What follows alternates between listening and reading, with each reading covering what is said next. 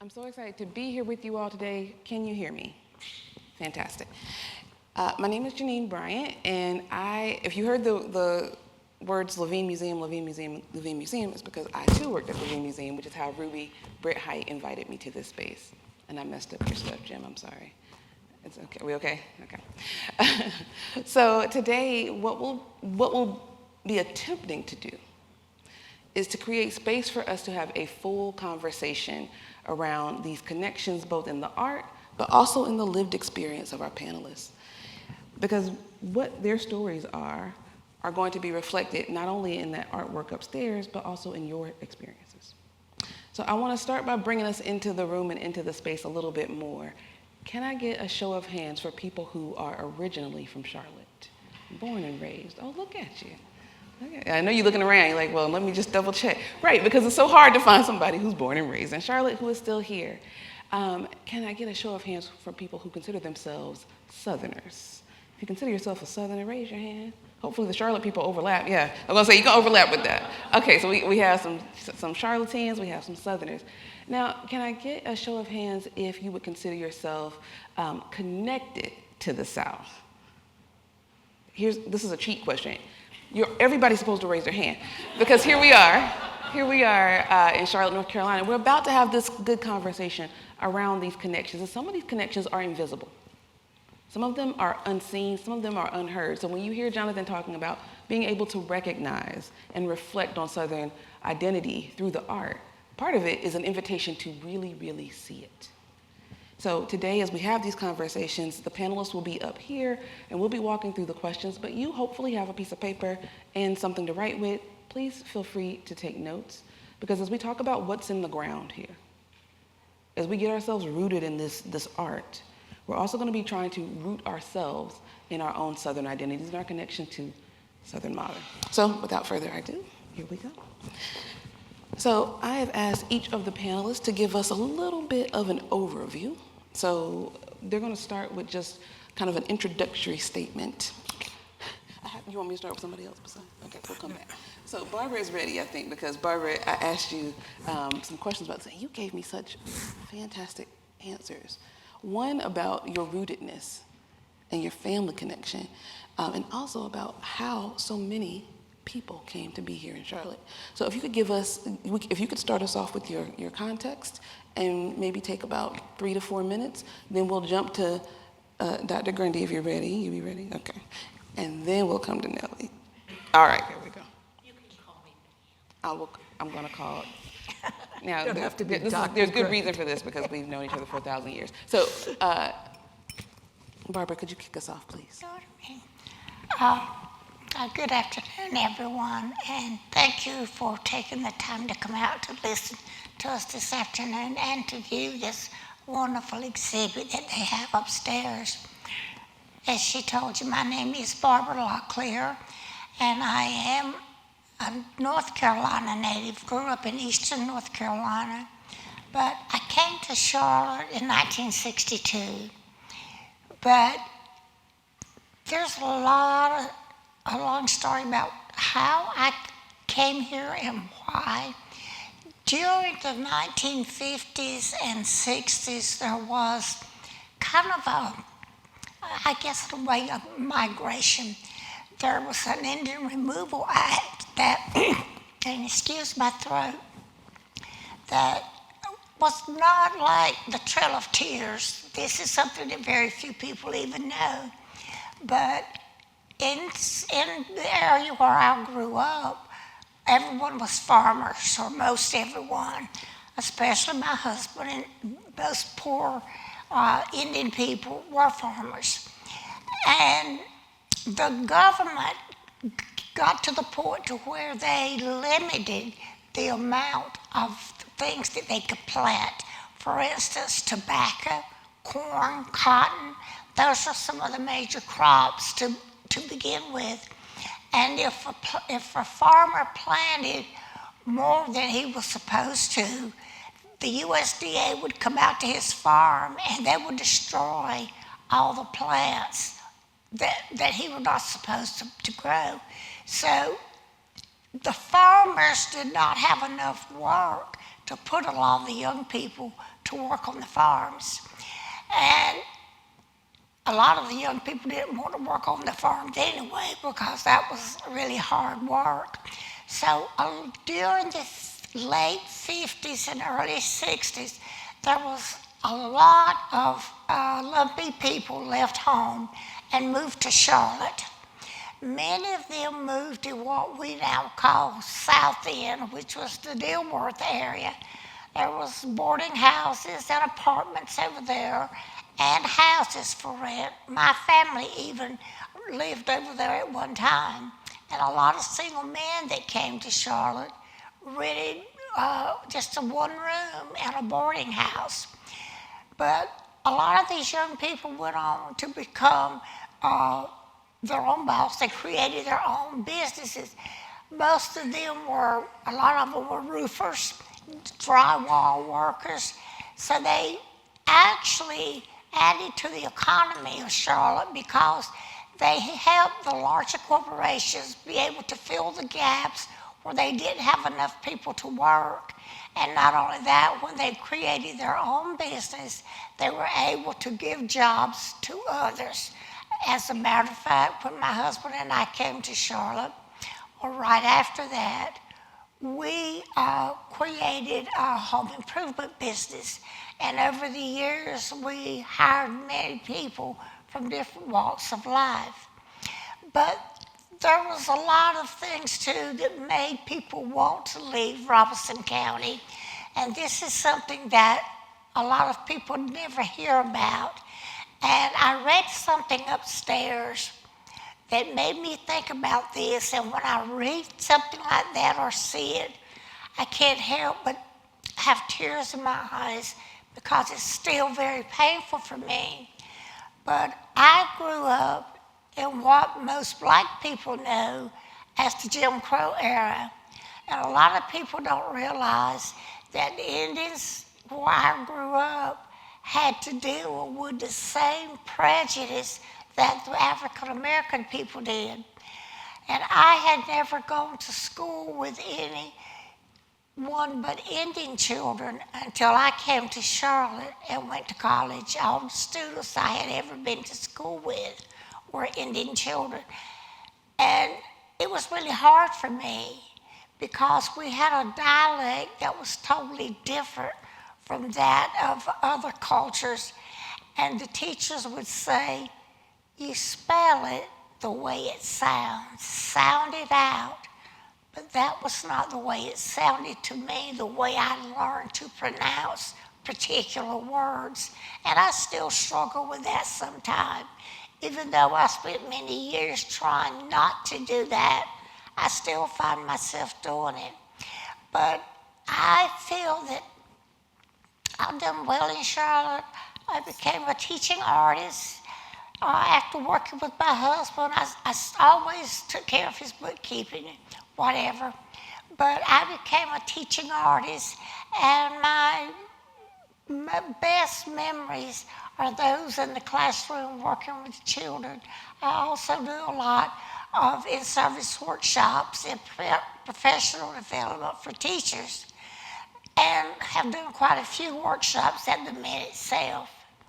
So I appreciate you taking this time to listen to me, although I probably haven't given you anything of interest or anything that you wanted to hear, and I don't even know that I answered your question. But thank you. Actually, I really appreciate you setting some context around the push and pulls, right? So often when we talk about the South, people often talk about the migration patterns that are connected to the South, whether it's migration, immigration, and the movement. But there's always those invisible pushes and pulls that you can't see. Sometimes it's related to government policy, like the farming and agricultural legislation. And then sometimes it's things that are way more present, like I'm just trying to feed my baby. Right? It is, and a lot of people struggled even after they left Robeson County and came to Charlotte. A lot of people still struggled, and I find that a lot of people still do, really, for that matter. And I have dedicated my life not only to the arts, but to serving others. So I do whatever I can do, wherever I can do it, to try and help meet the needs of those who are less fortunate than I am.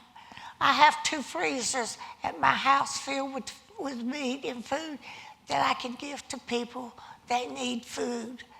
So I can relate to that because I think about my mother, who was a young bride of the Great Depression, and stories that she told me about her struggles in trying to raise children.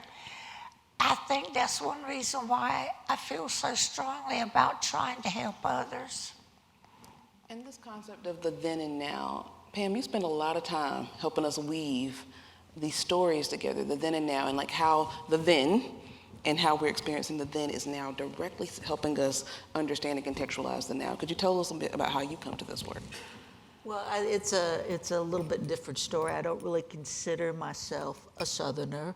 My parents are from the Panhandle of Texas, which is more the Great Plains, and they got up and left as fast as they could, as soon as they were able to leave the Dust Bowl and the other things behind. They did, and I grew up in a number of different places, none of which were in the South. I came to the South after college. I got a job as a reporter at the Anniston Star in Anniston, Alabama. And after working there for a little while, I spent a good bit of time in Clay County, Alabama, which is a very small, very rural, seemingly quite isolated place. In fact, my first book was about Clay County and oral history. And one of the things that I felt very strongly about was that while these people in Clay County were seen by the world as being backward and isolated, they were in fact very connected to the modern world. They were very connected to what was going on, and one thing I wanted to do with the book was to illustrate that, to dispel some of those stereotypes.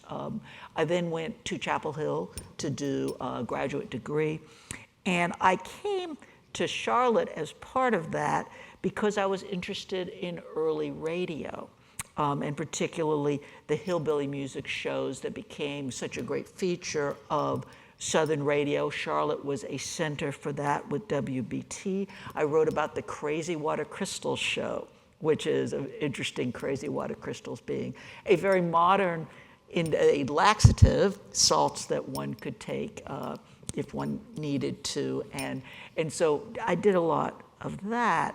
And the music that was played on that, primarily what we would call hillbilly music, was a remarkable mix of tradition and modernity. And so looking at that, understanding the interactions between local cultures, local traditions, and these new things that were coming in through the radio, through records, that sort of thing. And I then turned to team sports, which was, again, an institution that wove the rhythms and the aspirations of a modern world, which were things like rules, clocks, speed, clearly defined parameters of success into the daily life of virtually every Southern community. And I wrote a book called Learning to Win. It was about the moving into this more modern world. And I actually find it quite interesting that this exhibit includes quite a number of depictions of music, but no sports, which is not a critique, but just an interesting observation because that was everywhere. And it was, again, one way that communities experienced the modern frame of mind, I would say. So, so that's sort of what brought me here and what I still like to work about. And I just love the way that some of these things weave through this sort of tradition of modernity through the images. So I very much enjoyed looking at that. Right. So this concept of being able to use image to tell deep stories, that's what you do. And with your roots here in Charlotte, so now we had North Carolina context. Texas is probably as south as you can get, but I'll take it. You said other places. But now here we are, right? We're back home. So tell us a little bit about how you come to the work as a local artist and a Charlottean. Good evening, everybody. I came from a part of Charlotte that was a rural area. I came from a part of Charlotte that history has not been written much about. I came from a part of Charlotte where people could not read, were just beginning to understand how to even speak, as it was told to us in school, the King's English. I came from a rural area that many people in history has not been written about. Why? Because they were enslaved. A lot of those people will not be found. Their names will not be known, nor from where they had come. You'll never know. I remember my mom telling me her mama was buried a certain place in Mecklenburg County. That place now, in history, you can't find it because it's in somebody's backyard. But I remember where she pointed to. And the reason I say the part of Charlotte that I come from is not really written. Her mother's headstone was a big rock, and at the foot was a smaller rock. And she said that's where my mama's buried. You're not going to find her name at the courthouse. You're not going to find where she was buried, nor you will find very little about her. But through stories that I heard growing up, my mom was born 1893 and my daddy 1894. Daddy was in World War I. Daddy went to the first grade. That was it. Mama went to the third grade. My mom grew up down what they call the Merkland area of Mecklenburg County. The reason I'm going through all of that is because I never knew the stories that I heard from these people would ever be of interest to anybody. These people were country folk. They smelled different. Their food was different. And I'm a child, like that child that's leaning on her mom's shoulder, and like the little young man sitting back in the purple chair there. I was a child, only child around. I was an adopted child, legally adopted. I think I'm among the oldest African American children that was legally adopted in Mecklenburg County. My memory is much unwritten. Can we talk a little bit about that? Well, Because your art is in some ways. I paint about those times. I went to Rosenwald School. Most of you know what Rosenwald was for. It was for my folk who were being educated at the turn of the century and during enslavement.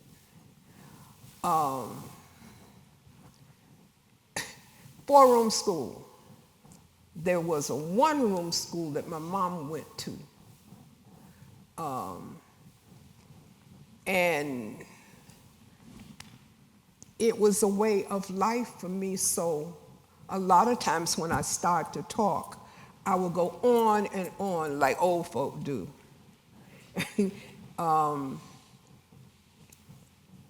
I remember the school just having electricity, and that was it. It was a light hung from the ceiling, a pot-belly stove, a blackboard that the teacher wrote on. And incidentally, there was a poem that I learned in the second grade. It went, where we walked to school each day, we said Indian children.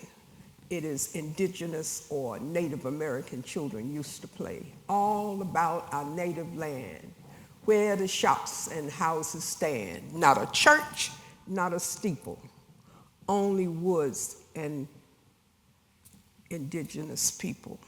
Then we said Native American people. And there's a couple other verses. But the school that I went to, everything we had was either by memory or it was used by somebody else. Our books were used by somebody else. Sometimes I even remember getting pencils that was from the class before. We had lead pencils then.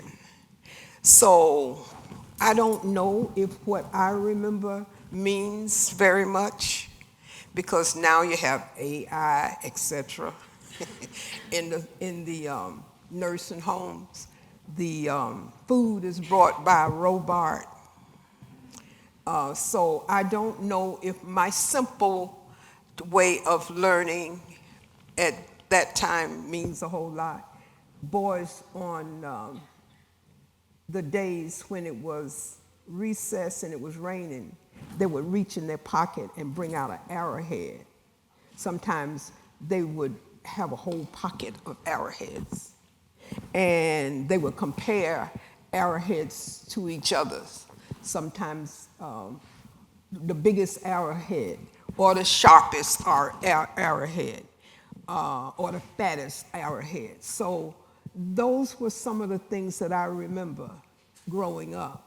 What's fascinating to me about both what you have stated and what Barbara stated is that so much of Southern, and what Jonathan stated, so much of Southern history is contextualized through oral tradition. So there's a lot of storytelling and singing songs together and poetry reciting, and it captures the essence of the experience.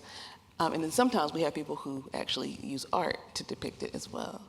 And so I'm really grateful that you're telling the story and giving this deep context, because I think it gives context to all of our stories, right? We couldn't get here without those ways of remembering. And the South has a unique culture in that it allows us to weave all of those things together. The written stories, the unwritten stories, the invisible stories, all together, still existing, obviously, right here on the stage. So Pam, could you tell us a little bit around like how these histories, these invisibilized histories, get us to this point with this deep social, political, complicated economic times. We've brought the Great Depression in the room. We've brought rural upbringings. Your parents coming from the 1890s. How are we getting that context, that historical context, to play into what's happening today? That's a big question. I know. Take it bite by bite. I mean, I think one of the things that I referred to earlier is this real power of taking tradition and adapting it, changing it based on the new circumstances, on modernity, and that can be good and it can be bad. We can take the South has obviously very strong traditions that we would consider positive. It has very strong conditions that we would consider negative. So, for example, to take race, sometimes people talk about or look at Jim Crow, look at something like lynching, is that's a remnant of the past, harks back to slavery and beyond. No, these are modern creations. Jim Crow is a creation of the 20th century. Devised as the social fabric was changing to perpetuate the oppression of African Americans. Lynching, the same thing. You didn't have lynching in the slavery area. You didn't need it. You had all sorts of other ways of control. So that's a challenging way that has been adapted even up to today through not through lynching, not through official segregation, but other aspects of contemporary life that prioritize whites over non-white people. Then you have, you see the more positive, the cultural strengths. Again, I like to talk about music and how traditional music first becomes a combination of European and African roots that happens in the 19th century, bringing forward multiple traditions in different communities. Then in this modern, early modern period, the radio comes in, records come in, and so you get this very dynamic combination of different kinds of music, creative people creating new kinds of music, new kinds of sounds. That then, of course, present day, it will end up becoming rock and roll, end up becoming country music, end up then being incorporated into the remarkable, musical landscape that we live in today.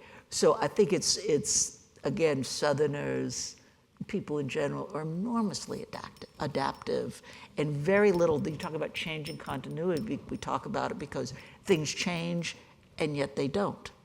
And so again, there are things about that there are things you'd rather changed more.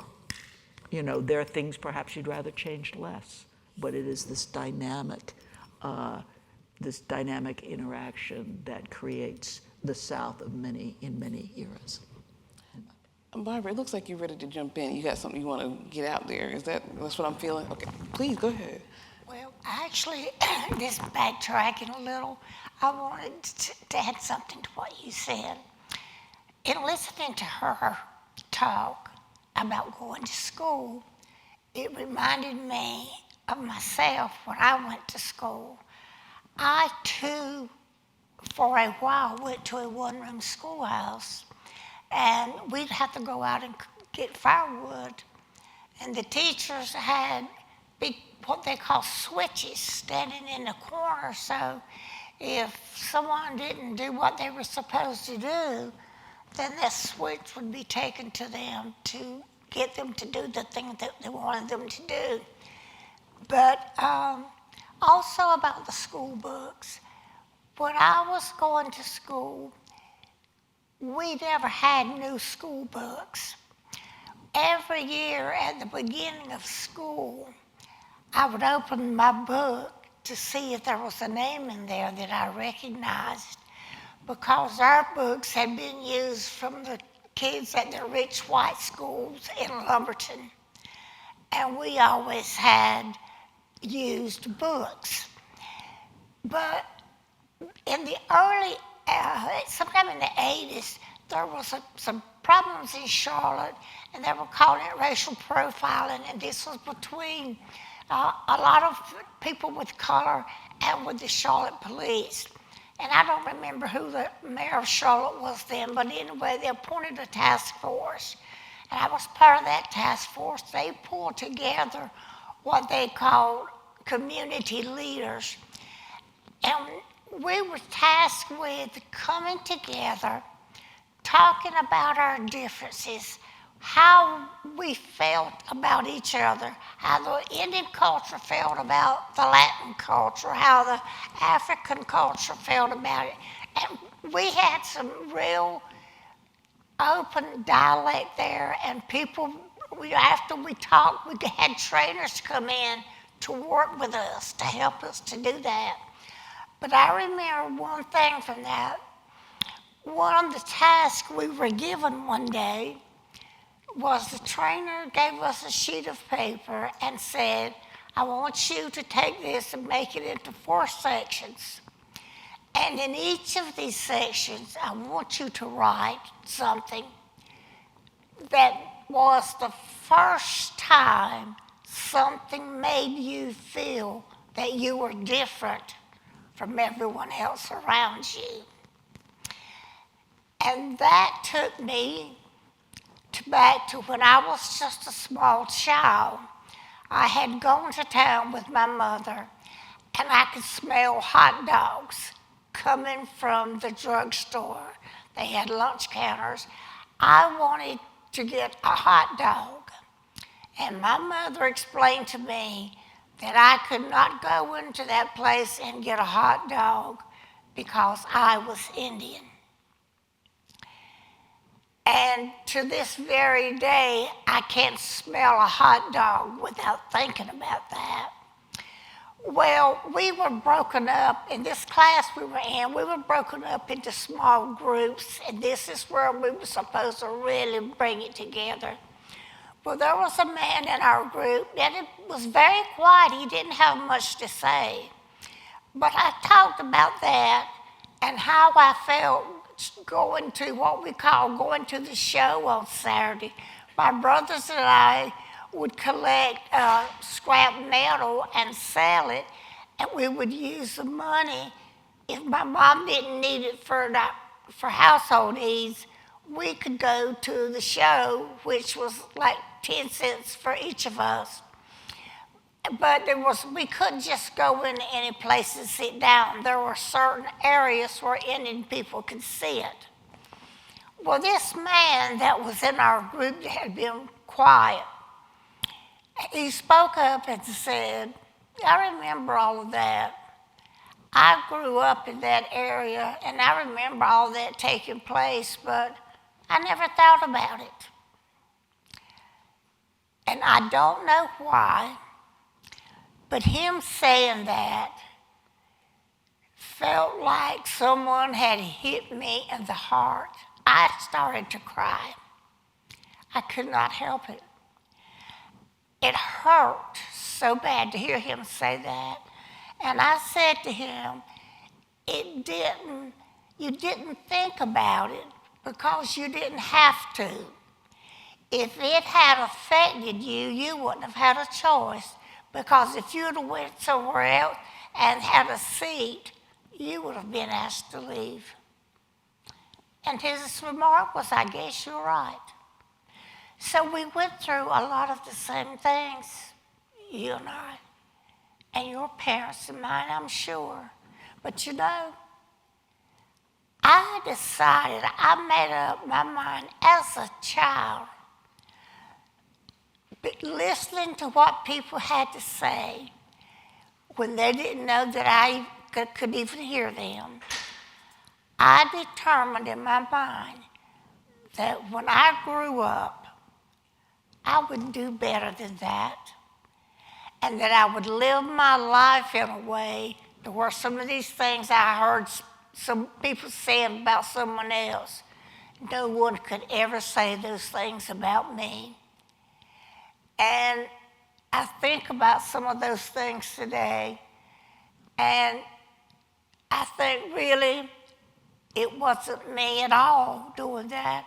It was God's way of protecting me from a lot of the things that has gone on in this world.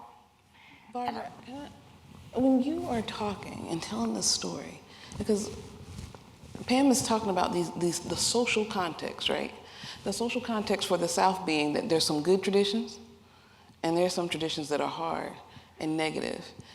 And so as you're telling this story, you're like, well, look, I got parallels in this story for what I'm experiencing. And then you fast forward us up to the 1980s, 1990s. And ironically, the organization that I work at now is one that held these exact convenings for racial equity. So these moments of continuity I'm seeing play out right here. The very generations in this room represented are also represented historically in our Southern political, social, and economic context, if you would. And so that was why I had asked you that question, because I was like, wait, how are all these things connected? Because we see the images, which are deeply moving and beautiful. I hope y'all had the opportunity to actually go look at the exhibition. Because I think there's a through line here, right, of how you have to give voice to the story. Because if not, then someone might say, well, I never even thought about it like that. I never even saw you. I can't even imagine what your experience was. I never even thought about it, right? They can take you out of the story of something that is deeply personal to you. Which brings me back to you and that you're telling through your art. How important is it for us to make these connections between the past, the present, and the future when we're talking about the artistic lens here? Well, I look at my work as being a foundation. The foundation of a building you must have. If you don't have a foundation, you cannot have the wonderful walls, as we call it, the brick and mortar. And so if you don't have a connection with yesterday, you can't have a tomorrow, because you have nothing to build on. So my work is, as they call, folk art, untrained. Sometimes the pieces look like leg hung on wrong or stick people and that kind of thing. It's kind of childlike. But it brings discussions from people who speak other languages. Dobre otra, merci beaucoup, muchas gracias, on and on and on. All those languages come together when you talk about somebody's past and where they grew up and what makes them them. And so my work is pretty much the basis of your fine arts, your abstracts, and so on and so forth. So I just look at the simplicity of what I do that tell what I grew up with people who could not read, write. They could count, but reading and writing was sometimes a challenge. The church that I went to, sometimes the preacher's the only one who could read, and many times you didn't know whether he was reading or if he had memorized. So there are figure of speech that was then that you don't hear now. She mentioned firewood, the use of a chimney for many children. They won't know because the houses now have centralized heat. For me, it might have been a fireplace, potbelly stove, old cook stove, that kind of thing. Or even with my mom talking about her past, cooking outside, because you didn't have either in the house. Can't imagine what that would be like. But some of your roads now that you use, I remember when it was a rock road. I remember when people sat on buckets watching it being paved and smelling the tar, that liquid stuff being poured out on the road. There's a road in the Mecklenburg County area called Plank Road. Children probably don't even know what a plank is. It is considered lumber or a specific type of wood, but it was called Plank Road because it had tire logs placed across the creek so you could get from one side to the other. Children look at ferries as something that is used for cargo. In an area near me, which is the Catawba River area, people traveled from Paw Creek, which is a Native American name, to the next town, which is Belmont, on a ferry. Rozzle's Ferry. Those are names that were actually named from people and a ferry that actually traveled the creeks and the areas that we don't know now because it has been gentrified, etc. Long Creek ran right through Charlotte area where my folk lived. The children that went to Second Ward lived on Long Creek. You don't see that name now. It ran from 277 over to Alexander Street School. And so there are things that I remember that you won't know now because Charlotte is a big changing city. She doesn't have anything to show you that used to be. The train station used to run on the street of Trade Street, flat on the street. I'd watch the train coming from south, and you could hear it rolling, and the feel of the sound coming down and stopping and going, shh. Those things you won't see now because modern technology has made a big change. So, interestingly, that you've positioned your work and you use the phrase, a foundation of a building is connected to yesterday for tomorrow, right? And then you're saying, well, we won't see these things, like sensory, we won't be able to see it or smell it or hear it, right? But are there things that are distinctly Southern that maybe we see in the art here? And I'm thinking about some of the things that we've already brought into the room, right? The way maybe a switch is not distinctly Southern, but my grandmother certainly had one. But red clay, the red clay that we see depicted in so many of the gathering of the firewood, the connections to the schooling and educational experiences. Are there distinctly Southern themes that are prominent here that we really want to name as being central to the foundations that get us till tomorrow? I would love to. Go ahead, please. Well, you know, you've mentioned red clay. A lot of people ate red clay. My mama did too. And it was a vitamin deficiency in the human body. They craved red clay. In the North, the children ate the plaster from the window sills and sometimes would get poisoned because they needed that mineral. So people knew where to go in the side of a ditch, and that's another word you don't use, to dig out a specific type of clay that had a stickiness to it. It was almost like a piece of, I guess you would say, rich chocolate. It was so compact. And so those things people don't have to do now because you take a vitamin. You can go to your local CVS, Walgreens, etc. It used to be Rexall. And so the things that I can think of that made us then, Al Goodman's shoe store, anybody in here remember it?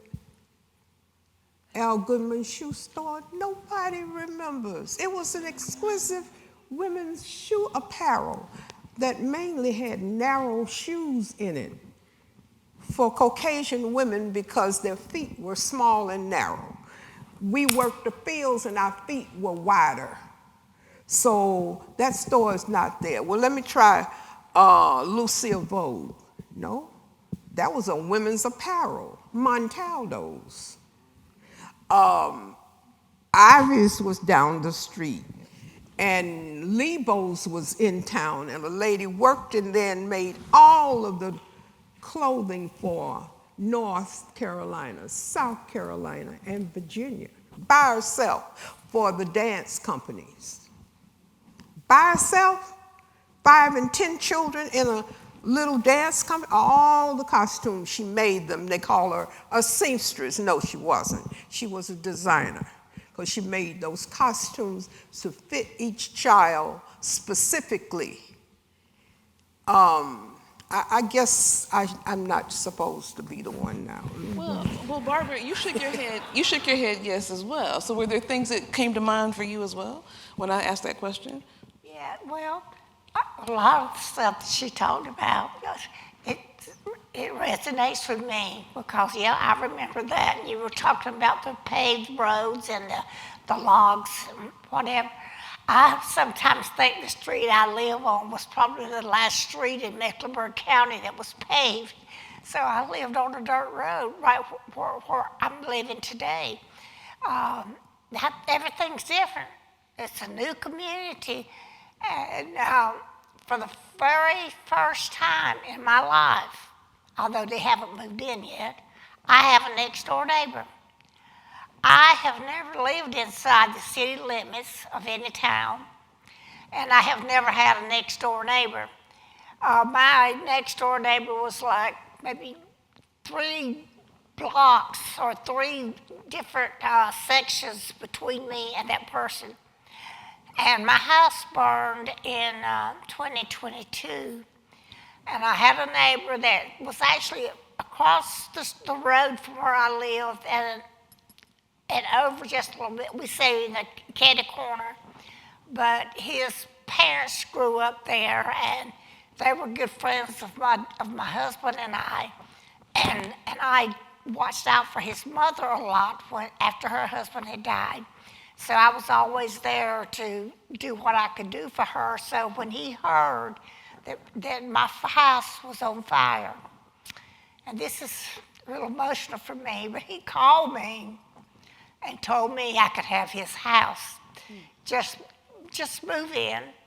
No, I mean, I got the key, I opened the door, I went in, and I felt like I was home. The lights was on, there was food in the refrigerator.